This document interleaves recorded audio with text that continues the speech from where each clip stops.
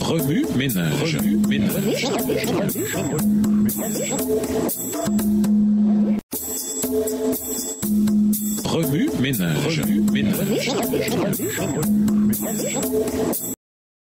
Bienvenue dans votre émission.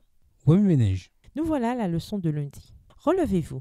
Lisons Acte 12, le verset 11. Acte 12, verset 11. Revenu à lui-même, Pierre dit: Je vois maintenant d'une manière certaine que le Seigneur a envoyé son ange et qu'il m'a délivré de la main d'Hérode et de tout ce que le peuple juif attendait.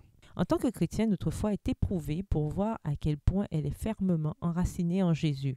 Les tentations nous assaillent, les désastres nous angoissent. C'est dans notre gestion de ces situations que notre véritable caractère se révèle. Nous vivons à une époque où tout est dirigé par les médias. Parfois, nous sentons le besoin de répondre aux attentes de la société. Nous rivalisons avec les choses terrestres et tentons de nous y conformer plutôt que de nous cramponner aux promesses de notre Père. Si nous nous accrochons à Dieu, il se révélera lui-même à nous et tournera notre épreuve en un témoignage divin. Dieu nous met à l'épreuve dans les 1000 détails de notre vie qui révèlent nos sentiments. Les petites attentions, les nombreux incidents de chaque jour où peut se montrer notre courtoisie, tout cela fait le bonheur d'une vie. Nous prouvons notre amour pour Dieu par notre constance face aux tentations et des épreuves. Et nous apportons notre témoignage en fonction de ce que nous avons vécu. Ceci était évident dans les épreuves et les souffrances des disciples, tandis que le ministère terrestre du Christ touchait à sa fin et que le Maître allait bientôt laisser à ses disciples le soin de continuer son œuvre sans sa présence personnelle. Il chercha à les encourager et à les préparer pour l'avenir. Il ne les déçut point par de vaines promesses. Comme dans un livre ouvert, il lisait ce qui devait arriver. Il savait qu'il était sur le point de se séparer d'eux, qu'il les laisserait comme des brebis au milieu des loups. Il n'ignorait pas qu'il souffrirait la persécution, qu'il serait chassé des synagogues et jeté en prison.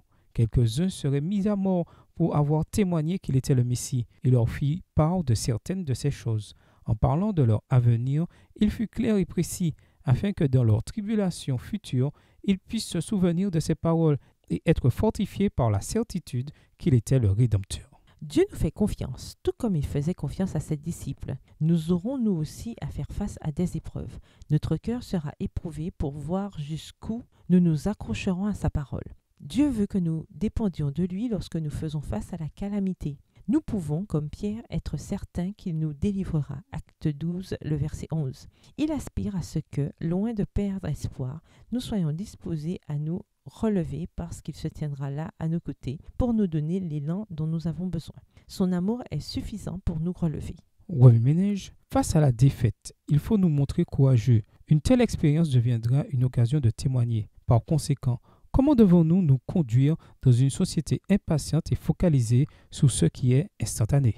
Que nous enseignent les disciples au sujet du témoignage et de la patience lorsque nous nous confions en Dieu et lui permettons de livrer nos batailles. Au revoir. Et à demain si Dieu veut. Remue ménage.